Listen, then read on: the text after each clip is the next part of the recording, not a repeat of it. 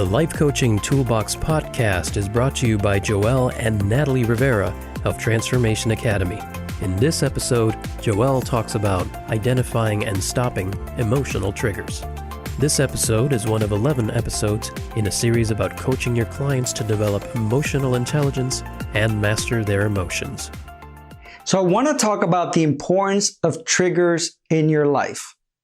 If you want a stable emotional state, if you want a happy emotional state, if you want to create your emotional state, then identifying the triggers that you have in your life is essential, because then it helps us deal with them. See, we all have triggers, whether positive or negative. And triggers are things that kind of stimulate you to feel a certain way, to react a certain way. But the problem is that most of it is unconscious. And this means that we don't notice that we have these triggers, or that these triggers are influencing how we feel and how we act. And they're there because our mind works in a way that wants to create efficiency. It wants to protect us. So first of all, when you're in a situation, it's constantly assessing the situation, identifying that if it has an emotional attachment to this, or what it thinks about this, and things of that sort.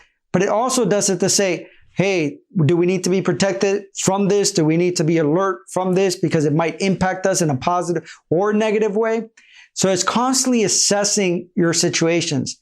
So our brain is almost like a little roadmap, and all those roads might lead to something else. For example, a smell might help us remember maybe have nostalgia when we were little kids and our parents used to cook something. So we might walk into a restaurant, might smell like a specific food, and might bring us back to that. It might create happiness within us. So it can be a smell, a place, a person. It can be something of that sort that creates a trigger within some of the associations that we might have already. So the best we can identify them, we can stop them from snowballing sometimes. We can stop them from impacting us, and we can help change them. So what you need to do is that if you're in a situation, whether it's a conversation with someone, or whether you're in a place, or whether you are seeing something or doing something, listening to something, you got to assess if for some reason you're happy and then you shift to being frustrated, you shift to being angry, you shift to being sad or anxious, or you experience fear. What is triggering that? And this happens sometimes with people who experience trauma. If there's a song playing in the background, for example, or if there is a specific smell of a plant, it brings them back to that situation. So it doesn't just have to be traumatic experiences. It can be different experience. Maybe you had an argument with a significant other and there's a song playing in the background. It was a very emotional situation. Your brain starts recording all those little things and start associating with them. Or maybe you had somebody that you were dating who's had a specific cologne or perfume, and that person then did something that very wrong to you. And in the future, you might meet someone else, and that smell might impact how you see another person, even though they have nothing to do with that original person. So again, identify, am I feeling this way? All of a sudden, I change my emotional state. What is making me feel this way? Is it a trigger that it might have in my environment? It might be a person or situation or sound or something like that. And if you can connect the dots sometimes, you can then replace it. You can also, instead of trying to connect the dots, what are these things is also maybe create your own triggers. For example, I have people that would call me that would create a lot of stress in my life. So as soon as I see these different people calling me, it would trigger a response of stress. So what did I do? I changed the trigger with those people by simply changing the image that appeared when they would call me.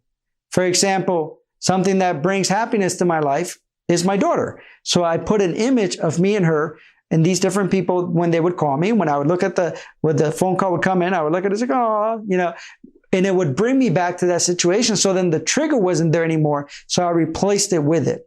Maybe you have a trigger with another situation in your environment. Maybe it's a place that you go to. Maybe it's even like an elevator or whatever it may be. that triggers an emotional response. So how do you shift that? One thing is exposure. The more you're exposed to something, and if it has to be do a little bit at a time, the less triggered you might be if it was something traumatic or something that might have happened. Also, another thing is to visualize. So visualize a situation going well.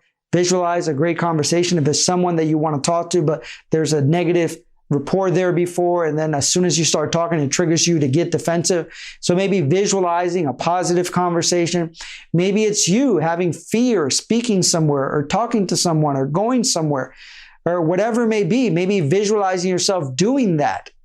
Because again, if you create it in your mind doesn't know the difference between if it was fake or not. So by visualizing it in a positive way, you're changing some of those triggers. And obviously, we're going to go through NLP and anchoring and all those different things that are going to help you then create a better understanding of that. You can also quickly reframe it.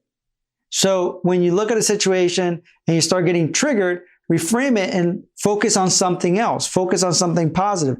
What can you learn about this situation? Or if it's a conversation with a person, you can look at it so from the point of curiosity or gratitude or empathy.